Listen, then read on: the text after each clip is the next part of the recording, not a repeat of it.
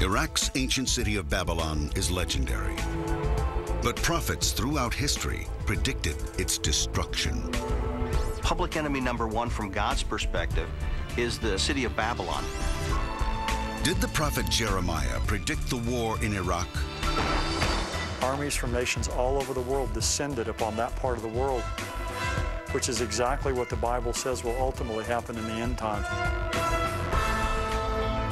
Did Isaiah prophesy the rise and fall of Saddam Hussein? Could the prophecies in the book of Revelation predict the end times? The prophecies of Revelation describe a nuclear war taking place in Babylon. For out of the north there cometh up a nation against her,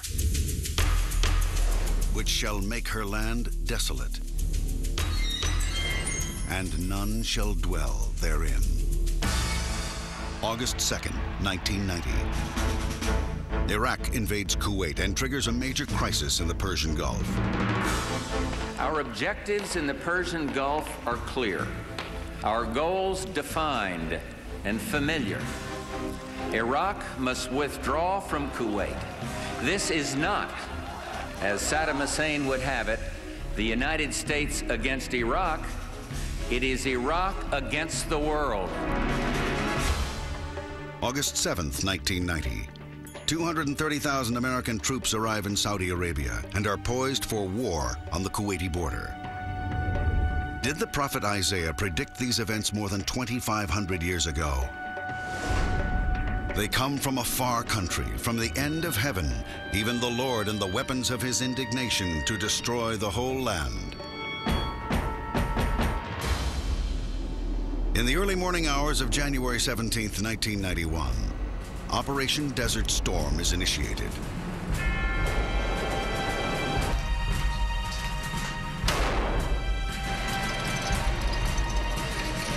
And the words of the prophet Jeremiah seem to ring true more than 2,600 years after he spoke them.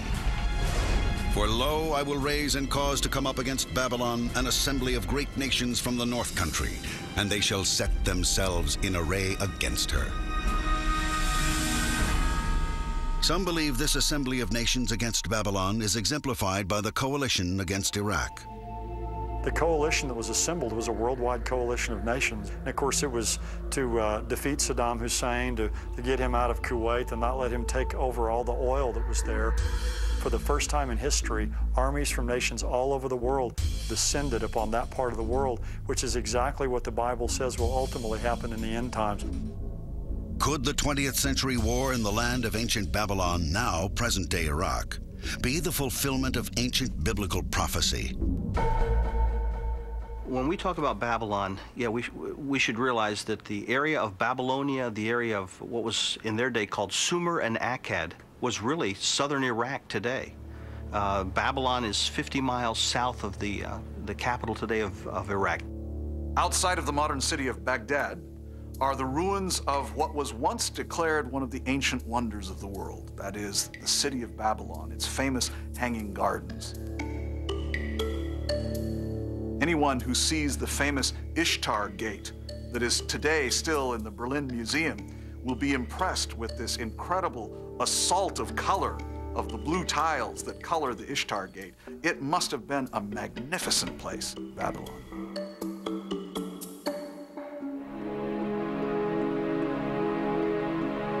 The history of Babylon is riddled with wars, bloodshed, and aggressive leaders, dating back to its inception in 1764 BC by Hammurabi and stretching to 539 BC with its downfall.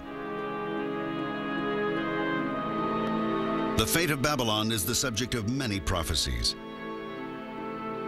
Between 800 BC and 400 BC, the prophets of the Old Testament mentioned Babylon more than 60 times.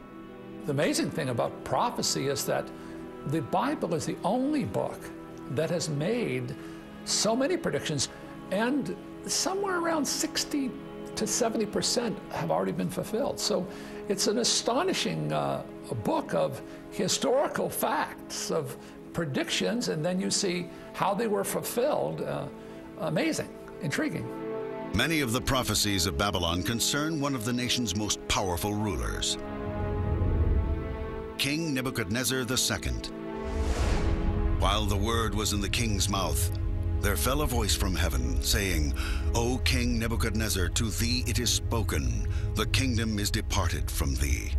Nebuchadnezzar inherited the throne of the Babylonian Empire from his father, who had really founded it.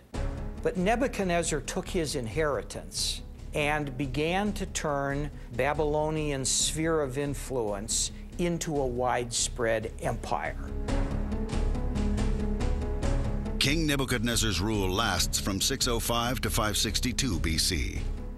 He was a master strategist, a military expert, and he took over Babylon and ran the world from that source, and then he built this humongous city.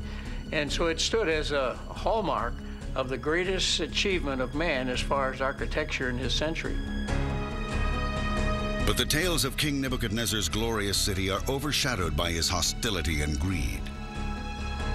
In 605 BC, the first year of his reign, Nebuchadnezzar invades the kingdom of Judah and its capital, Jerusalem. He sends parts of the population into exile in Babylon. Nebuchadnezzar's own inscriptions say that he captured all of these peoples from the entire region where Judah was, and he himself claims, I imposed upon them the brick basket. I put them to work on the temples. So it sounds to us like perhaps some of the prisoners of war may have actually faced some kind of work duties. King Nebuchadnezzar's reign over Judah will soon end, a fate predicted by two prophets of the Old Testament, Isaiah and Jeremiah, who both have visions of Babylon's fall from grace. Isaiah is the first. That thou shalt take up this proverb against the king of Babylon, and say, How hath the oppressor ceased, the golden city ceased. In the 7th century, more than 100 years after Isaiah delivered his prophecies, Jeremiah begins to receive his own messages from God. It shall happen that the nation and the kingdom which will not serve the same Nebuchadnezzar, king of Babylon, that nation will I punish. In 539 BC, Babylon falls to Cyrus the Great, seemingly fulfilling the prophecies of both Isaiah and Jeremiah. Cyrus the Great was the great ruler of the Persian Empire, and so Cyrus is the one who defeats the Babylonians in an interesting way. It seems, according to some stories, that the Babylonians were celebrating their great New Year's celebration, and this involved some drunken festivities. And it was during the time when the Babylonian city was preoccupied with their celebrations that, according to the Greek historian Herodotus, the Persian forces dammed up the river, which dropped below the walls of Babylon, and the Persian soldiers marched under the walls. And when everybody woke from their drunken parties the next morning, Cyrus was in control. It was fait accompli. It was finished just that quickly. When it comes to the Bible, scholars and academics engage in great debates to determine whether the prophecies of old were for their day, or quite possibly for the day of a future Babylon. This struggle is one between eisegesis and exegesis. Exegesis means you draw the meaning out of the text. Eisegesis is the idea, somewhat negatively used, that you're reading into the text what you already want. But the problem is, eisegesis can be an accusation. If you don't like a person's interpretation, you can often say, that's eisegesis. Everybody does a little bit of eisegesis. It's very difficult not to do it because we read it with contemporary eyes. Coming up, one prophet sees the fall of his own people, then sees the destruction of Babylon nearly 150 years before it happens. He said to his own people, you are going to experience the sting of this empire named Babylon.